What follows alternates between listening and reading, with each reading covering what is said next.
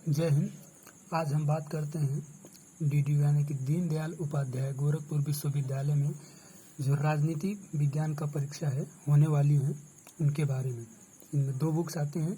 जो पहली है राजनीतिक चिंतन का इतिहास, हिस्ट्री ऑफ पॉलिटिकल थॉट्स, इसके लेखक हैं डॉक्टर पुखराज जैन। और दूसरी है आधुनिक सरकारें, मॉडर्न गवर्नमेंट्स, इसके भी लेखक वही हैं, सेम है, डॉक्टर पुखराज जैन। आज हम बात करेंगे केवल पहली वाली पे। इसका नाम है राजनीतिक चिंतन का इतिहास, history of political thought by Pukhraj Jain.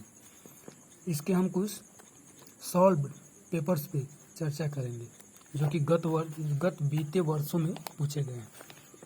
देखिए दोस्तों, ये बीए भाग 2 परीक्षा प्रश्न पत्र 2018 राजनीतिक चिंतन का इतिहास से पूछा गया है। मतलब कि जो 2018 में बहुविकल्पीय प्रथम वाले से पूछा जाता है, ये उसका है।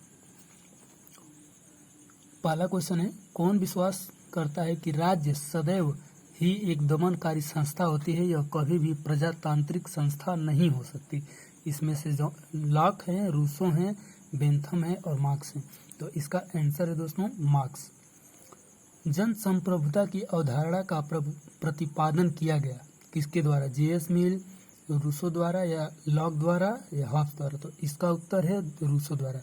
याद रखिए दोस्तों, ये उत्तर पूरी तरह से सटीक हैं, जो कि इसी क्वेश्चन जो टेक्स्ट बुक है उसी के पीछे पृष्ठों पे दिए गए हैं। मैं आपको इसकी आंसर शीट दिखा देता हूँ। ये पूरे तरह से सटीक हैं और इसमें कोई भी गलत की कोई गुंजाइश नहीं। देखिए दोस्तों, पहला का डी है, दूसरा का बी है और अन्य का यहाँ पे आप स्क्रीनशॉट ले सकते हैं।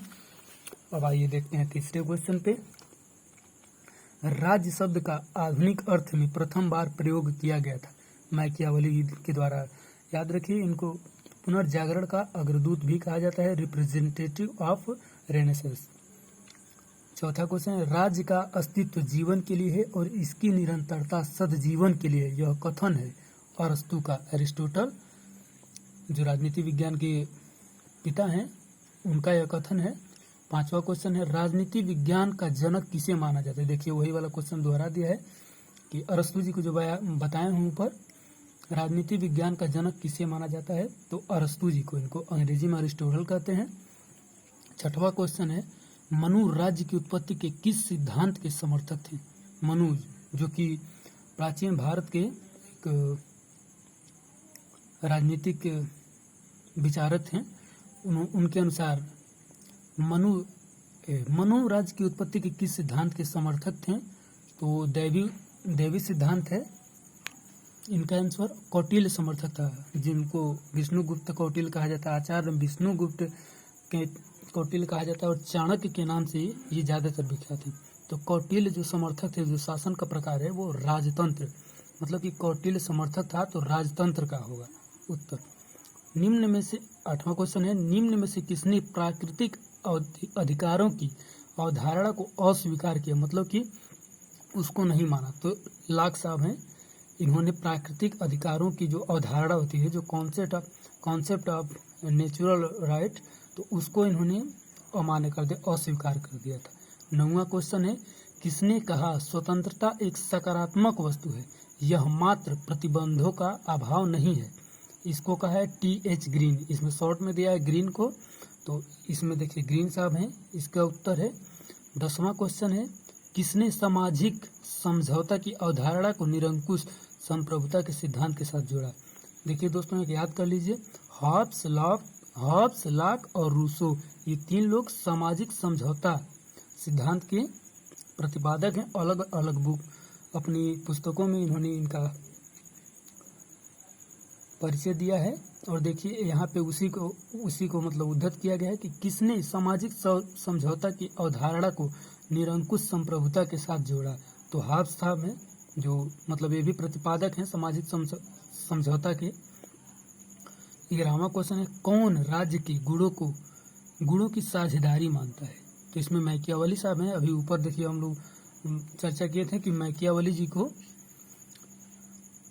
पुनर्जागरण का अग्रदूत भी कहते हैं। 12वां, राज्य एक पूर्ण रूपेण तार्किकता है, यह दृष्टिकोण किसके द्वारा व्यक्त किया गया है? तो ये हीगल साहब हैं, इन्होंने यह कहा है कि राज्य एक पूर्ण रूपेण तार्किकता है।